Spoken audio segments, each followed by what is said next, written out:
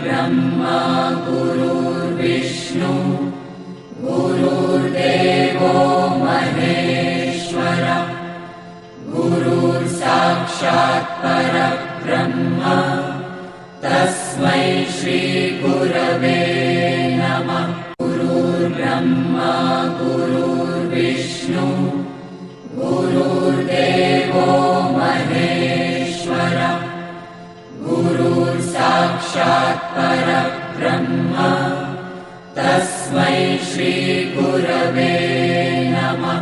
गुरुर्ब्रह्मा गुरुर्विष्णु गुरुर्देवो महेश्वर गुरुर्साक्षात् परब्रह्म तस्मै श्री गुरवे नमः।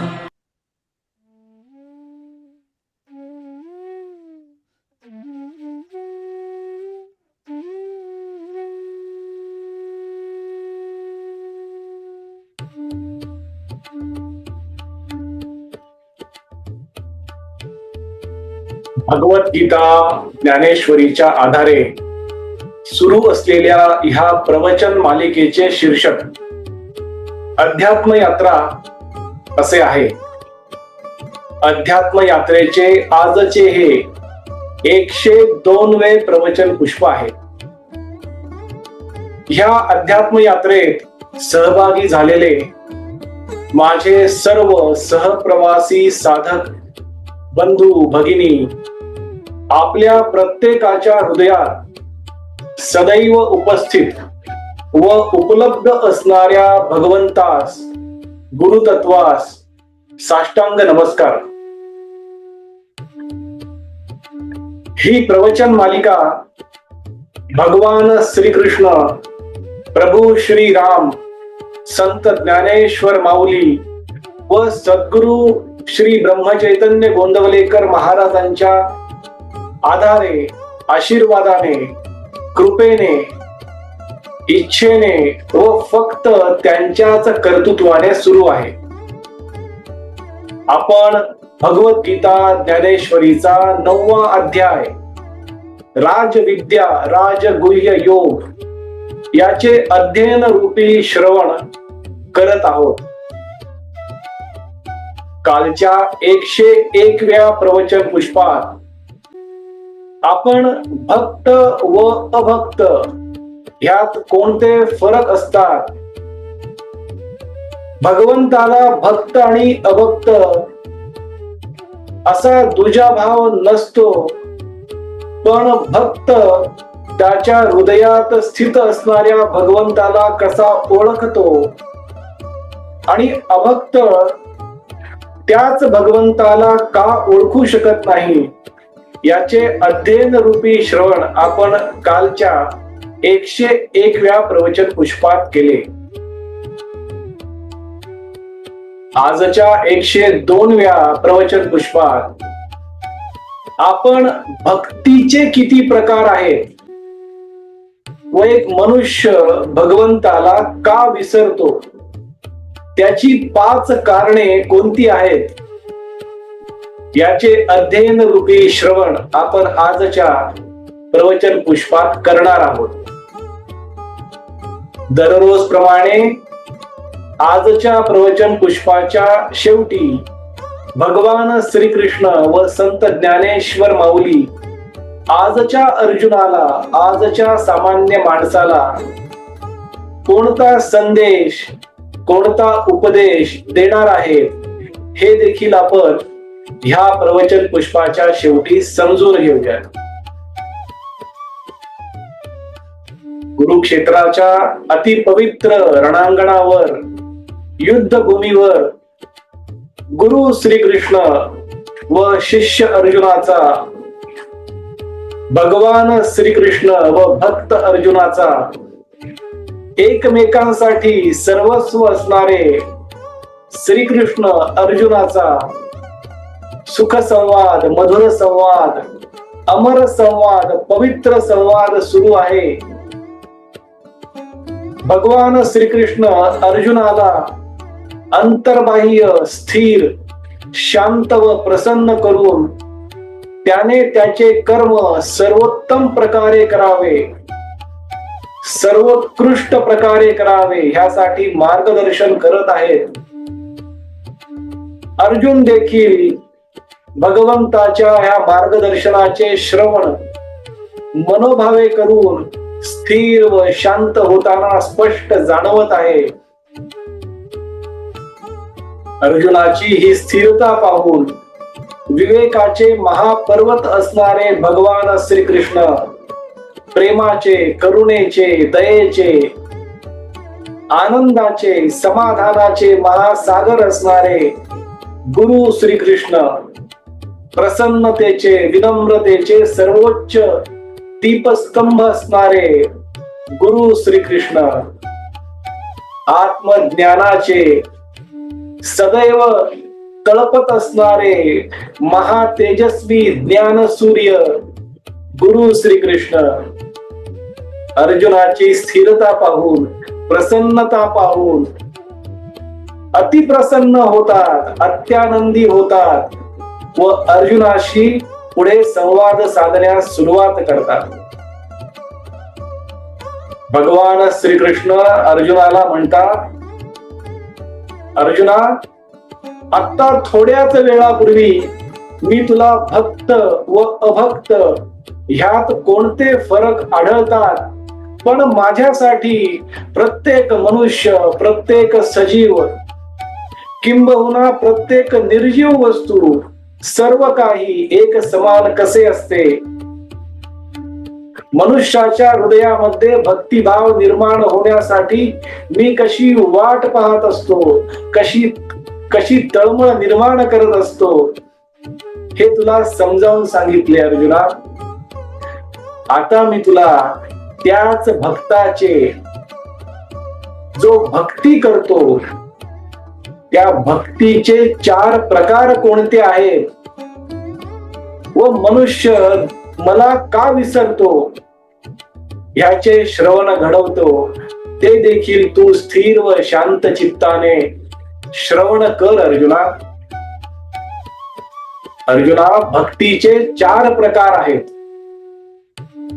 पहिला प्रकार निस्वार्थ भक्ती, दुसरा प्रकार विषय भक्ती, तिसरा प्रकार वैराग्य भक्ती आणि चौथा प्रकार विरोध भक्ती. पहिला प्रकार निस्वार्थ भक्ती म्हणजे एक सामान्य मनुष्य जेव्हा त्याचे प्रत्येक कर्म, माझी उपासना, माझी पूजा, माझी प्रार्थना समजून करतो, त्याचा हा दृढ भाव असतो की भगवंताने मला दिलेले कर्म हे माझेच भाग्य आहे, मी ते निस्वार्थीपणे केले पाहिजे. आणि तो मनुष्य कर्म करत असताना कर्मफळाचा आणि कर्तेपणाचा जेव्हा साधा विचार देखील करत नाही, पण त्याला कर्मफळ मिळणारच असते. त्याला हे ठाऊक असते की मी जर माझे कर्म निस्वार्थपणे सर्वोत्तम प्रकारे, सर्वोत्कृष्ट प्रकारे केले तर तो भगवंत मला चांगलेच कर्मफळ देणार आहे.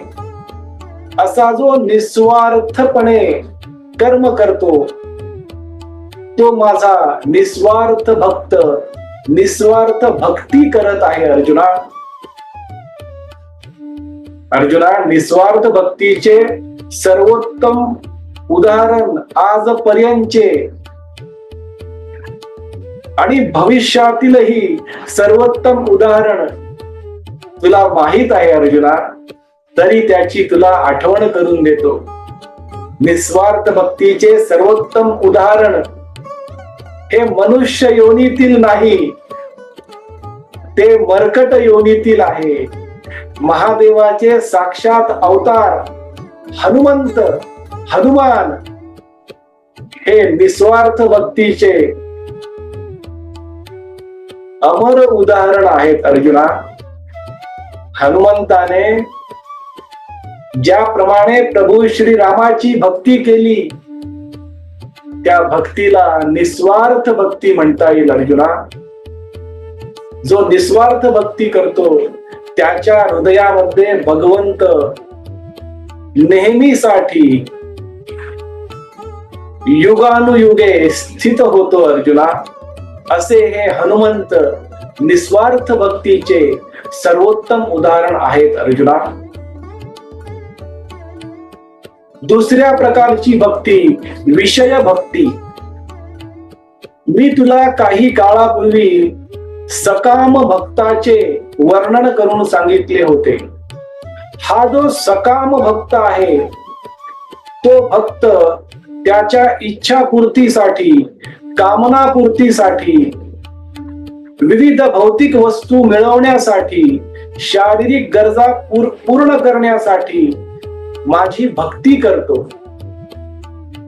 म्हणजे तो त्याच्या इंद्रियांच्या विषयांची पूर्तता करण्यासाठी माझी भक्ती करतो. तो हा सामान्य माणूस सकाम भक्त विषय भक्ती करत आहे. ही झाली दुसऱ्या प्रकारची भक्ती विषय भक्ती, ज्यात एक सामान्य मनुष्य फक्त इच्छापूर्तींसाठी, कामनापूर्तींसाठी, विषय मिळवण्यासाठी माझी भक्ती करतो. तिसऱ्या प्रकारची भक्ती वैराग्य भक्ती. अर्जुना, वैराग्य भक्ती ही सर्वात अवघड भक्ती आहे. पहिल्या भक्तीमध्ये, निस्वार्थ भक्तीमध्ये मनुष्य कर्म करत असताना निस्वार्थपणे कर्म करतो, पण त्या कर्माचे जे आलेले कर्मफळ आहे याचा उपभोग तो स्वतःच्या कुटुंबाकरता करू शकतो किंवा करतो. पण वैराग्य भक्तीमध्ये तो सिद्ध पुरुष, तो सात्विक पुरुष, तो सत्पुरुष त्याचे कर्म माझी उपासना म्हणून तर करतोच, सर्वोत्तम प्रकारे करतो, सर्वोत्कृष्ट प्रकारे करतो, पण आलेले कर्मफळ ह्याचा वापर तो स्वतःसाठी न करता मानव समाजासाठी करतो. जे कर्मफळ येईल, धान्य, धन, संपत्ती, ज्ञान, हे सर्व तो मानव समाजाच्या सृष्टीच्या उपयोगासाठी करतो. त्यातील 1% कर्मफळ तो स्वतःच्या शरीराला चालवण्यासाठी करतो, पण 99% कर्मफळाचा उपयोग तो मानव समाजासाठी, सृष्टीसाठी, या विश्वासाठी माझे कार्य, माझे पवित्र कार्य समजून करतो. आणि ही वैराग्य भक्ती फक्त संत, सत्पुरुष, योगी, मुनी, ऋषी आणि गुरु करू शकतात अर्जुना.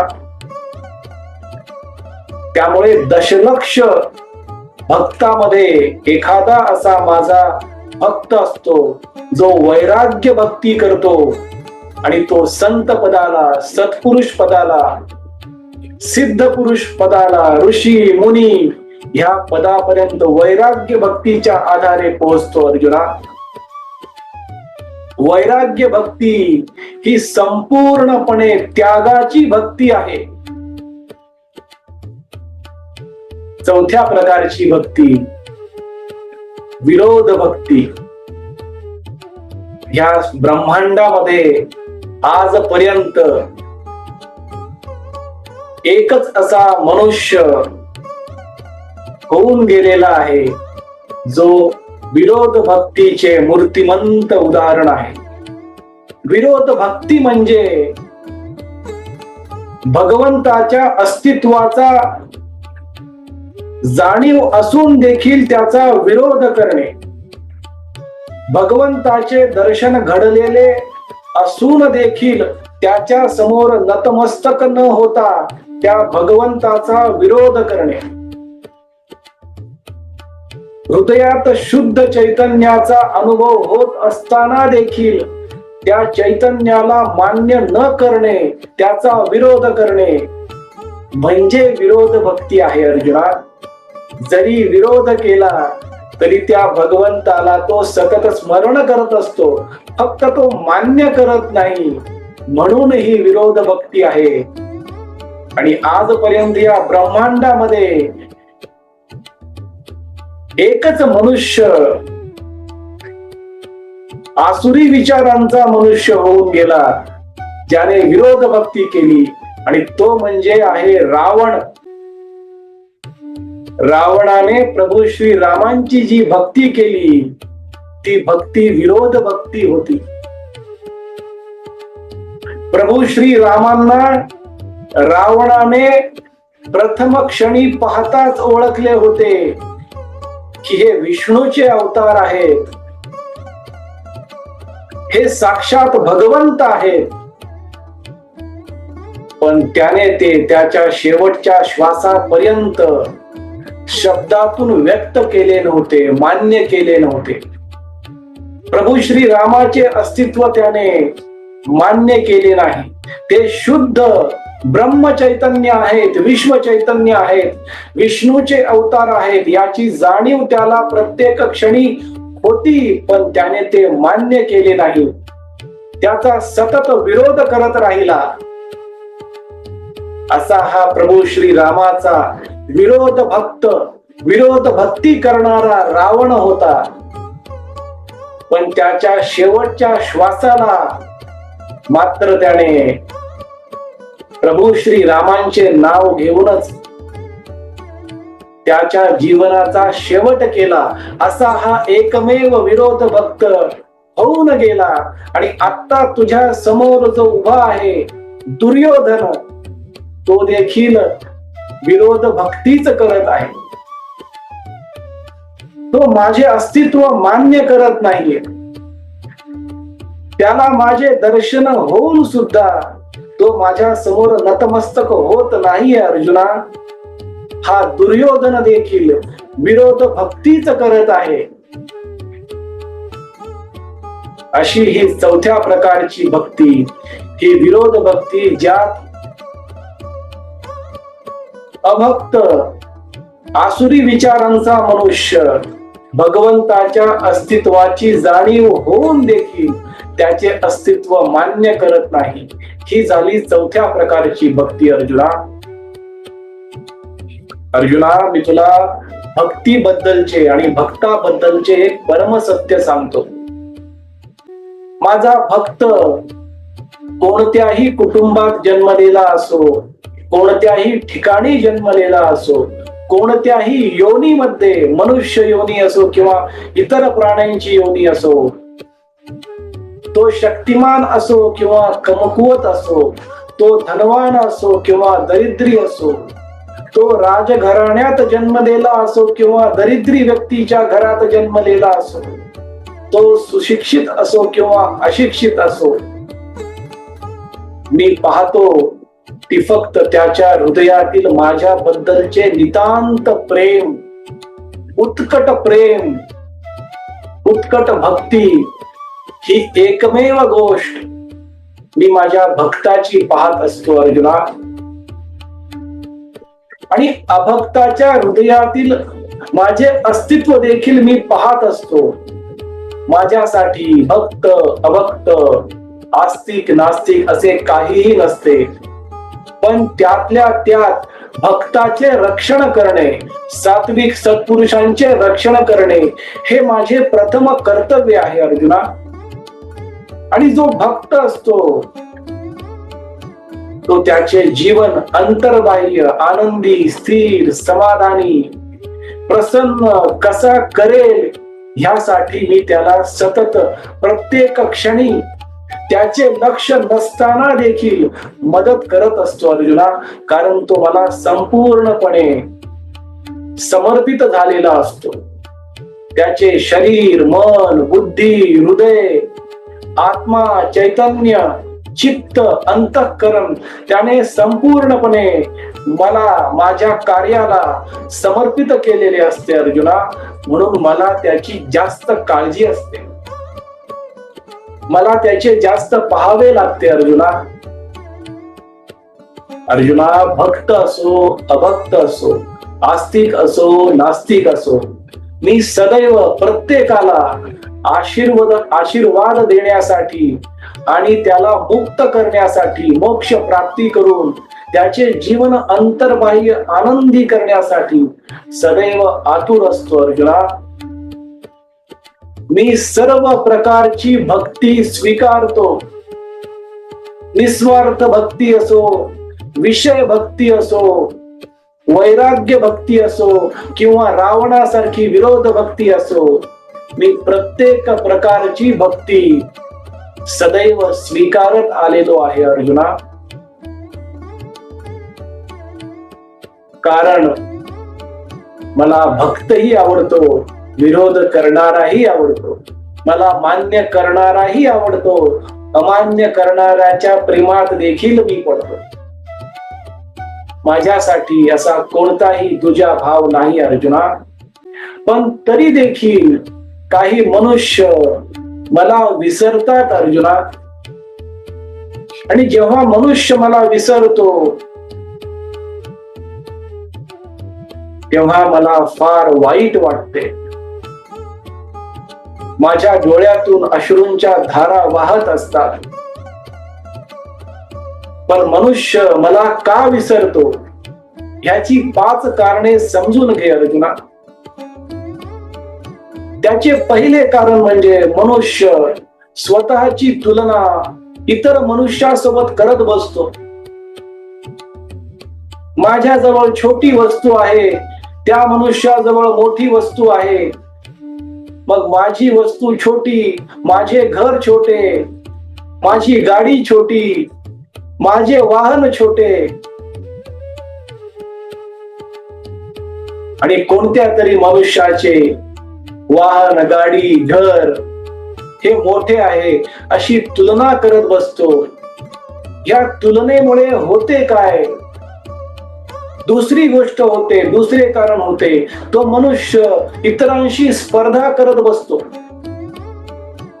भौतिक वस्तू, शारीरिक गरजा पुरवण्यासाठी ज्या वस्तू असतात त्या वस्तू अजून मोठ्या, अजून महाग अशा वस्तू मिळवण्याच्या नादात अगोदर तर तुलना करतो, नंतर इतरांशी स्पर्धा करत बसतो. तुलना, स्पर्धा, तुलना, स्पर्धा ह्या 2 गोष्टी झाल्यानंतर तिसरी गोष्ट मनुष्य करत बसतो. अशा प्रकारच्या मजबुरीच्या जीवनामध्ये, सक्तीच्या कर्मामध्ये तो अडकतो. ही तिसरी गोष्ट होती. पहिली तुलना करत बसतो, दुसरी त्या तुलनेमुळे स्पर्धा करत बसतो आणि तिसरी तो सक्तीचे जीवन जगतो, मजबुरीचे जीवन जगतो. कारण तुलना आणि स्पर्धा केल्यामुळे होईल काय? तर मनुष्य ते कर्म, अजून मोठी वस्तू, अजून महाग वस्तू ह्या भानगडीत पडून तो मनुष्य सक्तीचे, मजबुरीचे जीवन जगतो. आणि त्यातून होते ती चौथी गोष्ट, चौथे कारण ते म्हणजे त्याचे शरीर आरामदायी जीवनासाठी सदैव धडपडत असते. आणि त्यामुळे होते ती 5वी गोष्ट, 5वे कारण, सदैव सुखसोयींच्या मागेच, शारीरिक गरजांच्या मागेच हा मनुष्य धावत बसतो. अशा ह्या 5 कारणांमुळे तुलना, स्पर्धा, सक्तीचे जीवन, आरामदायी जीवन आणि शारीरिक सुखसोयी या 5 कारणामुळे मनुष्य फक्त शारीरिक स्तरावरच जीवन जगतो. आणि अशा शारीरिक स्तरावरील जीवनामुळे तो त्याच्या यंत्रामध्ये असणारे, मनुष्य नावाच्या यंत्रामध्ये असणारे मन, बुद्धी, चित्त, अंतःकरण, हृदय, शुद्ध चैतन्य ह्या सर्वांना विसरतो. मग ह्या सर्वांना विसरल्यानंतर तो मला विसरणार नाही का अर्जुना? ज्याला मी हे अनमोल जीवन दिलेले आहे तो मनुष्य फक्त शारीरिक गरजा, भौतिक वस्तूंची जमवाजमव करण्याच्या नादामध्ये मला संपूर्णपणे विसरून जातो अर्जुना. आणि मग तो दुःखाचे डोंगर स्वतःच्या हाताने निर्माण करतो. शोकाच्या महासागरात स्वतःच जाऊन उडी मारतो. दयनीयतेचे महापर्वत स्वतःच निर्माण करतो आणि मला संपूर्णपणे विसरून जातो अर्जुना. पण जर त्या मनुष्याने ह्या 4 भक्तीपैकी किंवा पहिल्या 3 भक्तीपैकी निस्वार्थ भक्ती, विषय भक्ती, वैराग्य भक्ती या 3 भक्तीपैकी कोणत्याही एका भक्तीचा अवलंब केला तर तो मला स्मरणात ठेवू शकतो आणि त्याचे जीवन अंतर्बाह्य आनंदी स्थिर करून सतचित आनंद म्हणजे आजीवन टिकणाऱ्या आनंदा तो स्थित होऊ शकतो. तात्पुरत्या आनंदाचा उपभोग घेण्यापेक्षा, विषयाच्या आनंदात रममाण होण्यापेक्षा त्या सतचित आनंद स्वरूप असलेल्या मला एकरूप होण्यासाठी त्याने कोणत्या ना कोणत्या भक्तीचा अवलंब केला पाहिजे. अर्जुना, तू देखील माझा वैराग्य भक्तीचा अवलंब करणारा भक्त आहेस. तू तुझे कर्म आजपर्यंत निस्वार्थपणे एका संतासारखे, सात्विक मनुष्यासारखे, सत्पुरुषासारखे, सिद्ध पुरुषासारखे केलेले आहेस अर्जुना. तू मला फक्त काही क्षणासाठी विसरल्यामुळे या कुरुक्षेत्राच्या रणांगणावर दयनीय अवस्थेमध्ये गेला आहेस. तू माझा वैराग्य भक्त आहेस अर्जुना. तू तुझे कर्म सर्वोत्तम प्रकारे कर अर्जुना. तुझे कर्म, युद्ध कर्म, स्वकर्म, नियत कर्म सर्वोत्कृष्ट प्रकारे करून ते करताना कर्मफळाचा आणि कर्तेपणाचा संपूर्णपणे मनाच्या स्तरावर त्याग करून ते कर्म कर अर्जुना. अर्जुना, उठ, उभा राहा. तुझ्या समोर पडलेले धनुष्यबाण उचल. आत्मविश्वासाने उभा राहा आणि युद्ध कर्म करण्यास सज्ज हो अर्जुना. अशा प्रकारचे मार्गदर्शन गुरु श्रीकृष्ण शिष्य अर्जुनाला, द्वापार युगातील अर्जुनाला करत आहेत आणि त्याला त्याचे कर्म सर्वोत्तम प्रकारे करण्यासाठी, वैराग्य भक्तीच्या आधारे कर्म करण्यासाठी प्रोत्साहित करत आहेत, प्रवृत्त करत आहेत. आजच्या अर्जुनाला, आजच्या सामान्य माणसाला भगवान श्रीकृष्ण व संत ज्ञानेश्वर माऊली हाच संदेश, हाच उपदेश देत आहे की जो मनुष्य कोणत्याही एका प्रकारच्या भक्तीचा अवलंब करून त्याने केलेले प्रत्येक कर्म भगवंताच्या चरणी समर्पित करेल,